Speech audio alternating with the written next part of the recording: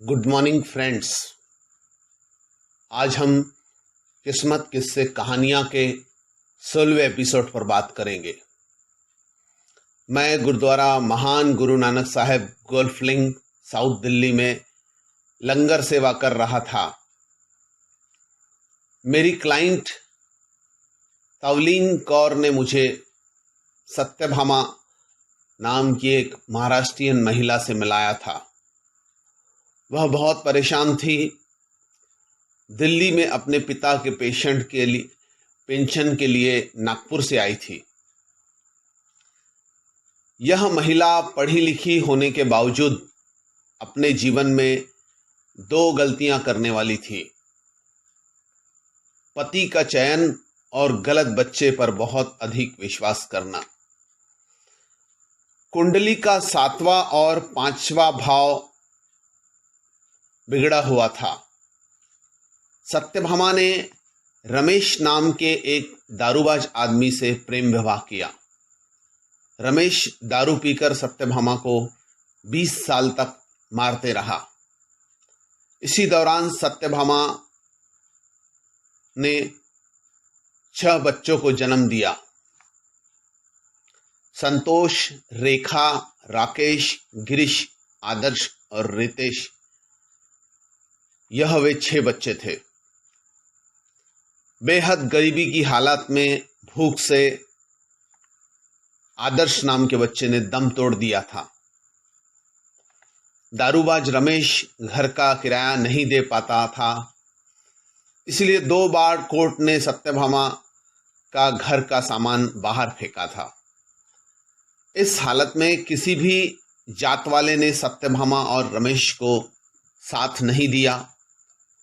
सत्यभामा के बड़े लड़के संतोष ने एक सिख की मदद से पूरे परिवार को सहारा दिलवाया था। उसी सिख के दरियादिली से प्रभावित होकर सत्यभामा का बड़ा लड़का संतोष सरदार बन गया, जो आगे जसपाल सिंह कपूर के नाम से प्रसिद्ध हुआ। सत्यभामा को मायके से 50,000 रुपए मिले। इसी 50,000 रुपए से 6 स्टार सर्विस नाम से एक नए काम की शुरुआत सत्यभामा ने अपने 5 बच्चों के साथ की। उसका नाम था 6 स्टार सर्विस। इसी में सत्यभामा और उसके 4 बेटे और 1 बेटी भागीदार थी। काम चल पड़ा। सरदार जसपाल सिंह के सहयोग से सत्यभामा को बहुत काम मिला। सरदार जसपाल सिंह कपूर ने शादी कर शहर के दूसरे हिस्से में मकान बनाया। शहर से काफी दूर होने से सत्यभामा और उसके बच्चे शहर में ही रह रहे थे। सत्यभामा का बड़ा लड़का जसपाल अपने दूर वाले प्लॉट से आना जाना करता था। बाद में जसपाल ने अपना मकान बेचकर उस मकान के पैसे तथा 6 स्टार सर्विस के कुछ पैसों से शहर के बीच में एक पक्का मकान खरीदा। उसके बाद में सत्यभामा ने अपने बेटी की शादी की। शादी टूट गई। दूसरे बेटे की शादी हुई, जिसका नाम राकेश था। उसकी बीवी ने शादी होने के कुछ समय बाद सत्यभामा का घर तोड़ दिया। दूसरा बेटा राकेश और उसकी बीवी रीमा के साथ सत्यभामा और उसकी बेटी रेखा की बनती नहीं थी। रामनगर में सत्यभामा का मकान और जो सत्यभामा और उसके बेटे फर्म चला रहे थे 6 स्टार सर्विस, उसमें से राकेश अपना हिस्सा लेकर बंबई शिफ्ट हो गया।